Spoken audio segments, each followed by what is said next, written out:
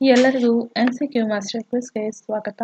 ಇಂದಿನ ಮೊದಲನೇ ಪ್ರಶ್ನೆ, 2026ರಲ್ಲಿ ಮೇಘಾಲಯವು ಯಾವ ಭಾಷೆಗಳಿಗೆ ಅಧಿಕೃತ ಭಾಷಾ ಸ್ಥಾನಮಾನ ನೀಡಿತು? ಆಪ್ಷನ್ ಎ ಖಾಸಿ ಮಾತ್ರ, ಆಪ್ಷನ್ ಬಿ ಗಾರೋ ಮಾತ್ರ, ಆಪ್ಷನ್ ಸಿ ಖಾಸಿ ಮತ್ತು ಗಾರೋ, ಆಪ್ಷನ್ ಡಿ ಲಾರ್ ಮತ್ತು ವಾರ್. ಇದಿಷ್ಟು ಲ್ಯಾಂಗ್ವೇಜಸ್. ಯಾವ ಭಾಷೆಗೆ ಮೇಘಾಲಯ ರಾಜ್ಯ ಸ್ಥಾನಮಾನ ನೀಡಿದೆ, ಇಂಪಾರ್ಟೆನ್ಸ್ ಕೊಟ್ಟಿದೆ. ಸೊ ಸರಿಯಾದ ಉತ್ತರ ಆಪ್ಷನ್ ಸಿ ಖಾಸಿ ಮತ್ತು ಗಾರೋ. ಇದ್ರ ಬಗ್ಗೆ ಸ್ವಲ್ಪ ಡೀಟೇಲ್ ಆಗಿ ನೋಡೋದಾದ್ರೆ, ದಿನಾಂಕ ಇದು ಯಾವಾಗ ಪ್ರಕಟಿಸಿದ್ದು ಅಂದರೆ ಏಪ್ರಿಲ್ 2026 14ನೇ ತಾರೀಕು. ನಿರ್ಧಾರ, ಮೇಘಾಲಯ ಸಚಿವ ಸಂಪುಟವು ಮೇಘಾಲಯ ಅಫಿಷಿಯಲ್ ಲ್ಯಾಂಗ್ವೇಜಸ್ ಆರ್ಡಿನೆನ್ಸ್ 2026 ಅನುಮೋದಿಸಿದೆ. ಏನು ಬದಲಾವಣೆ ತಂದಿದೆ ಅಂದರೆ, ಇಂಗ್ಲಿಷ್ ಜೊತೆಗೆ ಖಾಸಿ ಮತ್ತು ಗಾರೋ ಭಾಷೆಗಳಿಗೆ ರಾಜ್ಯದ ಅಧಿಕೃತ ಭಾಷಾ ಸ್ಥಾನಮಾನ ನೀಡಿದೆ, ಇಂಪಾರ್ಟೆನ್ಸ್ ಕೊಟ್ಟಿದೆ. ಇಂಗ್ಲಿಷ್ ಜೊತೆಗೆ ಖಾಸಿ ಮತ್ತು ಗಾರೋ ಲ್ಯಾಂಗ್ವೇಜ್ ಕೂಡ ಇಂಪಾರ್ಟೆನ್ಸ್ ಇರುತ್ತೆ.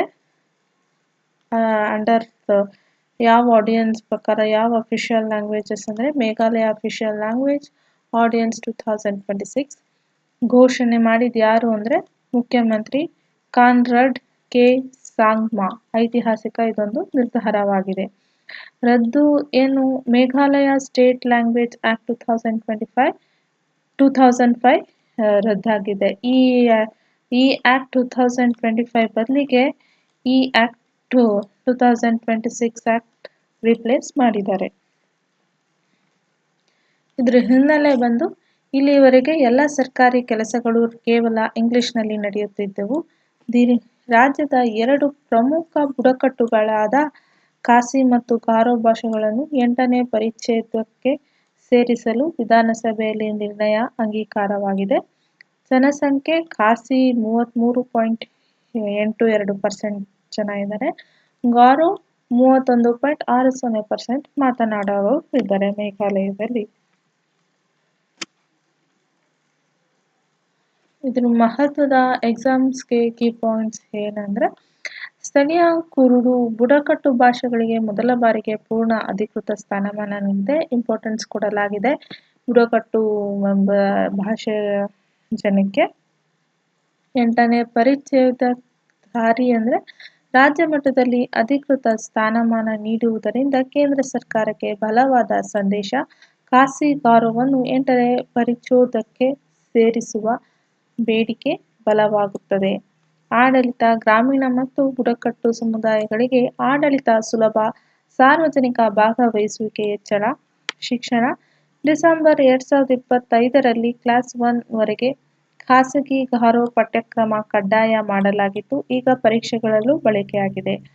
ಹಿಂದಿನ ಕಾನೂನು 2005ರಲ್ಲಿ ಕಾಯ್ದೆ ಕೆಲವು ಜಿಲ್ಲೆಗಳಲ್ಲಿ ಮಾತ್ರ ಸಹಾಯ ಅಧಿಕೃತ ಸ್ಥಾನಮಾನ ನೀಡಿತು, ಈಗ ಪೂರ್ಣ ರಾಜ್ಯಕ್ಕೆ ವಿಸ್ತಾರವಾಗಿದೆ. ಸಂವಿಧಾನಾಂಶ ಅಂದರೆ ಕಾನ್ಸ್ಟಿಟ್ಯೂಷನ್ ಅಂದರೆ ಆರ್ಟಿಕಲ್ 335 ಏನು ಹೇಳುತ್ತೆ ಅಂದರೆ, ಅನುಚ್ಛೇದ 335 ರಾಜ್ಯ ಶಾಸಕಾಂಗವು ರಾಜ್ಯದ ಅಧಿಕೃತ ಭಾಷೆಗಳನ್ನು ನಿರ್ಧರಿಸಬಹುದು. 8ನೇ ಪರಿಚ್ಛೇದದ ಅಂದರೆ ಸೆಕ್ಷನ್ 8 ಪ್ರಸ್ತುತ 22 ಭಾಷೆಗಳು ಖಾಸಗಿ ಗಾರೋ ಇನ್ನೂ ಸೇರ್ಪಡೆ ಆಗಿಲ್ಲ, ಬಟ್ ಪ್ರೆಸೆಂಟ್ 22 ಲ್ಯಾಂಗ್ವೇಜಸ್ ಇದೆ ಸೆಕ್ಷನ್ 8ಅಲ್ಲಿ. ಬಟ್ ಖಾಸಿ ಮತ್ತು ಗಾರೋ ಇನ್ನು ಸೆಕ್ಷನ್ಗೆ ಸೇರ್ಕೊಂಡಿಲ್ಲ ಅನ್ನುತ್ತದೆ.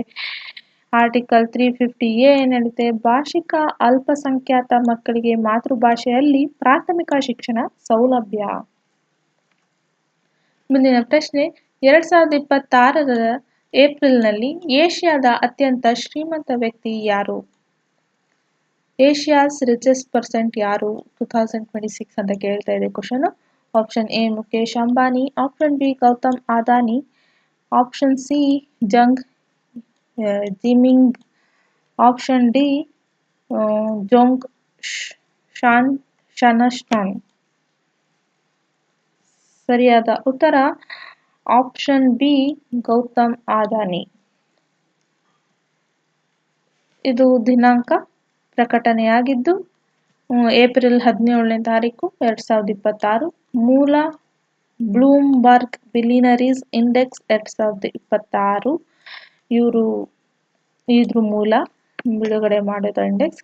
ಸಾಧನೆ ಗೌತಮ್ ಅಂದಾನಿ ಅವರು ಮುಖೇಶ್ ಅಂಬಾನಿಯನ್ನು ಹಿಂದಿಕ್ಕಿ ಏಷ್ಯಾದ ಅತ್ಯಂತ ಶ್ರೀಮಂತ ವ್ಯಕ್ತಿಯಾದರು. ಜಾಗತಿಕ ಶ್ರೇಯಾಂಕ ಇವ್ರದ್ದು 19ನೇ ಸ್ಥಾನದಲ್ಲಿದೆ. ಇವ್ರ ಸಂಪತ್ತಿನ ಬಗ್ಗೆ ನೋಡೋದಾದ್ರೆ ಗೌತಮ್ ಅಂದಾನಿ ಮೊದಲನೆಯವರು, ಮುಖೇಶ್ ಅಂಬಾನಿ ಎರಡನೆಯವರು. ಗೌತಮ್ ಅದಾನಿ ಅವ್ರದ್ದು $90.6 ಬಿಲಿಯನ್ಸ್ ಅಂದರೆ 7.68 ಲಕ್ಷ ಕೋಟಿ. ಮುಖೇಶ್ ಅಂಬಾನಿ ಅವ್ರದ್ದು $90.8 ಬಿಲಿಯನ್ ಅಂದರೆ 7.53 ಲಕ್ಷ ಕೋಟಿಯಾಗಿದೆ. ಶ್ರೇಯಾಂಕ 19, ಇವ್ರದ್ದು 20ನೇ ಶ್ರೇಯಾಂಕ. ಕಂಪನಿ ಅದಾನಿ ಗ್ರೂಪ್ಸ್ ಅವ್ರದ್ದು ಯಾವ್ಯಾವ್ದ್ರಲ್ಲಿ ಇರುತ್ತೆ ಅಂದರೆ ಬಂದರು, ಇಂಧನ, ವಿಮಾನ ನಿಲ್ದಾಣ ಮತ್ತು ಸಿಮೆಂಟ್ ಆಗಿರ್ತದೆ. ರಿಲಯನ್ಸ್ ಇವ್ರದ್ದು ಮುಖೇಶ್ ಅಂಬಾನಿ ಅವ್ರದ್ದು ರಿಲಯನ್ಸ್ ಇಂಡಸ್ಟ್ರೀಸ್, ಇವ್ರದ್ದು ತೈಲ, ಟೆಲಿಕಾಂ, ರಿಟೇಲ್ ಸರ್ವಿಸಸ್ಗಳು ಆಗಿರುತ್ತೆ ಇಂಡಸ್ಟ್ರೀಸ್. ಮತ್ತು ಏಷ್ಯಾದ ಟಾಪ್ 4 ಶ್ರೀಮಂತರು ಯಾರು ಅಂದರೆ 2026 ಇವ್ರದ್ದು ಮೊದಲನೇ ಫಸ್ಟ್ ಪ್ಲೇಸಲ್ಲಿರೋದು ಗೌತಮ್ ಅದಾನಿ. ಇವರು $926 ಬಿಲಿಯನ್, ಇವರು ಭಾರತದವರು. ಎರಡನೇ ಪ್ಲೇಸಲ್ಲಿರೋರು ಮುಖೇಶ್ ಅಂಬಾನಿ, ಇವ್ರದ್ದು $90.8 ಬಿಲಿಯನ್, ಇವರು ಕೂಡ ಭಾರತದವರು. ಮೂರನೆಯವರು ಜಾಂಗ್ ಯಿಂಗ್ಮಿಂಗ್, ಇವ್ರದ್ದು $68.7 ಬಿಲಿಯನ್, ಇವರು ಚೈನಾದವರು, ಬೈಕ್ ಡ್ಯಾನ್ಸರ್. ಇವ್ರು 4ನೇ ಸ್ಥಾನದಲ್ಲಿರೋರು ಜೋಂಗ್ ಶನ್, ಇವ್ರದ್ದು $68.2 ಬಿಲಿಯನ್, ಇವರು ಕೂಡ ಚೀನಾದವರೇ. ಇನ್ನು ಜಾಗತಿಕ ಟಾಪ್ 3 ಫುಲ್ ಜಾಗತಿಕ, ಇನ್ನು ವರ್ಲ್ಡ್ ಅಲ್ಲಿ ಟಾಪ್ 3 ಯಾರು 2026 ಅಂದರೆ ಎಲಾನ್ ಮಸ್ಕ್, ಇವ್ರದ್ದು $656 ಬಿಲಿಯನ್, ಇವರು USA ದವರು. ಎರಡನೇ ಪ್ಲೇಸಲ್ಲಿ ಬಂದು ಲ್ಯಾರಿ ಪೇಜ್, ಇವ್ರದ್ದು $886 ಬಿಲಿಯನ್, ಇವರು USA ದವರು. ಮೂರನೇ ಸ್ಥಾನ ಜೆಫ್ ಬೆಜೋಸ್, ಇವ್ರದ್ದು $269 ಬಿಲಿಯನ್, ಇವರು ಕೂಡ USA ದವರು. ಮೂರನೇ ಪ್ರಶ್ನೆ ಬಂದು ಮಿಸ್ ಸೇಕ್ ಇಂಡಿಯಾ 2026 ಕಿರೀಟ ಗೆದ್ದವರು ಯಾರು? ಆಪ್ಷನ್ ಎ ಪ್ರಿಯಾಂಕಾ ಸರ್ಕಾರ್, ಆಪ್ಷನ್ ಬಿ ನಿಶಿತಾ ಯೋಗೇಶ್ ಅಂತರ್, ಆಪ್ಷನ್ ಸಿ ಸಾಕ್ಷಿ ಖಾರಿ, ಆಪ್ಷನ್ ಡಿ ದಿಶಾ.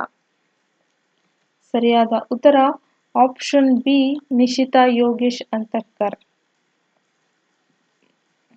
ಇದ್ರದ್ದು ಪ್ರಮುಖ ಘಟನೆ ನೋಡೋದಾದ್ರೆ ಇದು ಸ್ಪರ್ಧೆ ಮಿಸ್ ಸೇಕ್ ಇಂಡಿಯಾ 2026 ಸ್ಥಳ ರೋಬುಟಾ ಕುರಕು, ಮುಂಬೈ, ಮಹಾರಾಷ್ಟ್ರದಲ್ಲಿ ನಡೆದಿದ್ದು. ದಿನಾಂಕ ಏಪ್ರಿಲ್ 17, 2026ರಲ್ಲಿ ನಡೆದಿರೋದು. ಆಯೋಜನೆ ಹಿರೋಹಮಾ ಇಂಡಿಯಾ ಪ್ರೈವೇಟ್ ಲಿಮಿಟೆಡ್ ಅವರು ನಡೆಸ್ತಾ ಇರೋದು. ವಿಜೇತರು ಯಾರು ಅಂದರೆ ನಿಶಿತಾ ಯೋಗೇಶ್ ಅಂತರ್ಕರ್, ಮುಂಬೈ.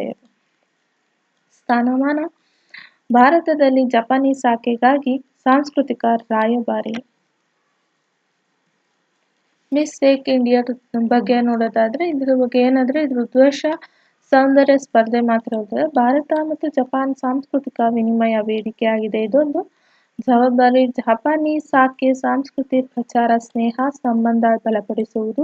ಆ ವೃತ್ತಿ ಭಾರತದಲ್ಲಿ 3ನೇ ವರ್ಷ ಸತತವಾಗಿ ಆಯೋಜನೆಯಾಗಿದೆ. ಇದು ನಿಶಿತಾ ಯೋಗೇಶ್ ಅಂತರ್ಕರ್ ಪ್ರೊಫೈಲ್ ಅವ್ರ ಬಗ್ಗೆ ತಿಳ್ಕೊಳ್ಳೋದಾದ್ರೆ ಇವರು ವೃತ್ತಿ ಬಂದು ಬಿಸ್ನೆಸ್ ಮಾಲೀಕರಾಗಿರೋದು. ಕಲೆ ಕಥಕ್ ನೃತ್ಯಗಾರ್ತಿ, ವಿಶಾರದ ಪದವಿ, 14 ವರ್ಷದಲ್ಲಿ ಅನುಭವವಾಗಿದೆ. ಭಾಷೆ ಮತ್ತು ಸಾಂಸ್ಕೃತಿಕ ವಿನಿಮಯಗಳ ಆಸಕ್ತಿ. ಹಿಂದಿನ ವಿಜೇತ ಆಕಾಂಕ್ಷಾ ಶ್ರೀವಾತ್ಸ. 2025 ಯಾರು ಮಿಸ್ ಆಗಿದೆ ಅಂದರೆ ಆಕಾಂಕ್ಷಾ ಶ್ರೀವಾಸ್ತವ. 2026 ನಿಶಿತಾ ಯೋಗೇಶ್ ಅಂತರ್ಕರ್. ಮುಂದಿನ ಜವಾಬ್ದಾರಿ ಮುಂದಿನ ಸತಿ ಯಾವಾಗಲೇ ಜೂನ್ 2026ರಲ್ಲಿ ಜಪಾನ್ನಲ್ಲಿ ನಡೆಯುವ ಮಿಸ್ ಸೇಕ್ ಜಪಾನ್ ಫೈನಲ್ಸ್ನಲ್ಲಿ ಭಾರತವನ್ನು ಪ್ರತಿನಿಧಿಸುವುದು. Runners up. ರನ್ನರ್ಸ್ ಅಪ್ ಯಾರು? ಮೊದಲನೇ ಸ್ಥಾನ ಪ್ರಿಯಾಂಕಾ ಸರ್ಕಾರ್, ಎರಡನೇದು ಸಾಕ್ಷಿ ಖಾರಿ. ಇವರು ಪ್ರಿಯಾಂಕಾ ಸರ್ಕಾರ್ ಅವರು ಬೆಂಗಳೂರವರು, ಸಾಕ್ಷಿ ಖಾರಿ ದೆಹಲಿ. ಇವರು ಕಥಾಗಾರ್ತಿ ಮತ್ತು ಜಪಾನಿ ಭಾಷೆ ಕಲಿಕಾರ್ತಿ. ಪ್ರಮುಖ ಅತಿಥಿಗಳು ಗೆಸ್ಟ್ ಅಪಿಯರೆನ್ಸ್ ಯಾರಾಗಿರೋ HK HE ತೋಶಿಹಿರೋ ಕಾನೆನ್ಕೋ, ಇವರು ಜಪಾನ್ನ ಹಂಗಾಮಿ council general Mumbai. Chisato Tateno, ಇವರು miss sake Japan 2025. Mika Onishi, miss sake association ಅಧ್ಯಕ್ಷೆ. Mika Ioka, sake mom India sake sommelier. Kojiro Honda, Hirohama India ಸಹ ಸಂಸ್ಥಾಪಕ. ಪರೀಕ್ಷೆಗೆ ಬೇಕಾಗಿರೋ ಮುಖ್ಯ ಅಂಕಗಳಾದರೆ ಸಾಕೆ ಜಪಾನ್ನ ಸಾಂಸ್ಕೃತಿಕ ಅಕ್ಕಿ ವೇನ್ ಅಥವಾ ಮಧ್ಯೆ. ಮಿಸ್ ಸೇಕ್ ಜಪಾನ್ ಮೂಲದ ಸಾಂಸ್ಕೃತಿಕ ಪ್ರಚಾರ ಸಂಸ್ಥೆ 2013ರಿಂದ ಪ್ರಾರಂಭವಾಗಿದ್ದು ಭಾರತದಲ್ಲಿ 2024ರಿಂದ ಹಿರೋಹಮಾ ಇಂಡಿಯಾ ಯೋಜನೆ ಮುಂದಿನ ಹಂತ. ವಿಜೇತ ಜಪಾನ್ನಲ್ಲಿ ಜೂನ್ 2026ರಲ್ಲಿ ಫೈನಲ್ಸ್ನಲ್ಲಿ ಭಾಗವಹಿಸಲಿದ್ದಾರೆ. ಮುಂದಿನ ಪ್ರಶ್ನೆ, ಎಐಸಿಟಿಇ ವಾನಿ 3.0 ಯೋಜನೆ ಯಾವ ವರ್ಷದಲ್ಲಿ ಬಿಡುಗಡೆಯಾಯಿತು? Option A 2024, option B 2025, option C 2026, option D 2023.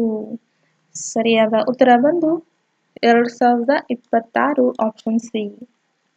ಇದ್ರ ಬಗ್ಗೆ ನೋಡೋದಾದ್ರೆ ಇದು ಯೋಜನೆ ಎಐಸಿಟಿಇ ವಾನಿ 3.0 ಏನು ಅಂದ್ರೆ vibrant advocacy for advancement and nurturing of Indian languages.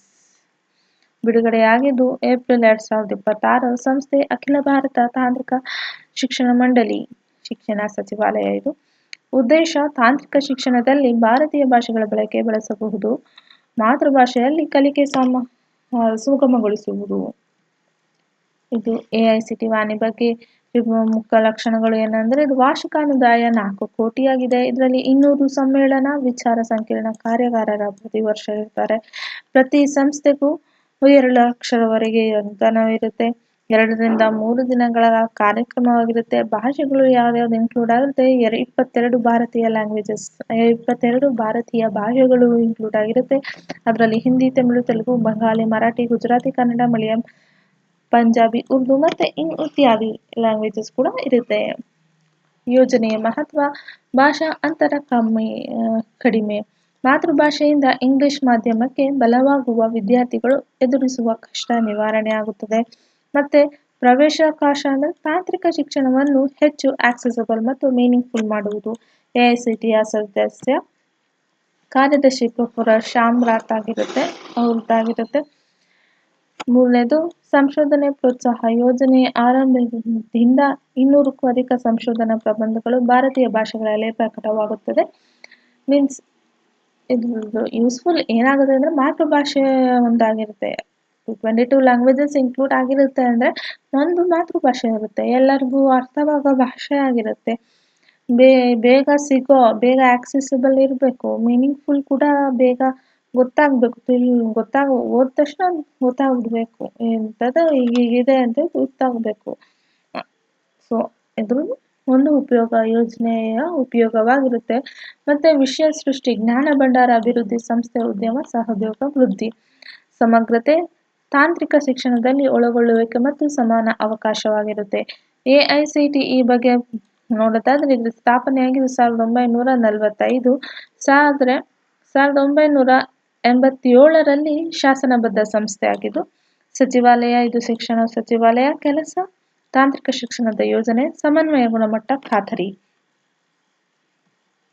ಎಲ್ಲರಿಗೂ ಧನ್ಯವಾದ ಅಂತ ಹೇಳ್ತಾ ಮುಂದಿನ ವಿಡಿಯೋದಲ್ಲಿ ಭೇಟಿಯಾಗೋದ. ಅಲ್ಲಿವರೆಗೂ ವಿಡಿಯೋಸ್ನ ಲೈಕ್ ಮಾಡಿ, ಶೇರ್ ಮಾಡಿ, ಸಬ್ಸ್ಕ್ರೈಬ್ ಮಾಡಿ. ಅಕಸ್ಮಾತ್ ಡಿಸ್ಲೈಕ್ ಆಗಿದ್ರೆ ಡಿಸ್ಲೈಕ್ ಅಂತ ಕೊಡಿ. ಏನಾದರೂ ಬೇಕಾಗಿದ್ರೆ ಕಮೆಂಟ್ಸ್ ಮೂಲಕ ನನಗೆ ತಿಳಿಸಿ ಅಂತ ಹೇಳ್ತೀನಿ. ಮುಂದಿನ ವಿಡಿಯೋದಲ್ಲಿ ಭೇಟಿಯಾಗೋದ. ಅಲ್ಲಿವರೆಗೂ ಥ್ಯಾಂಕ್ಸ್.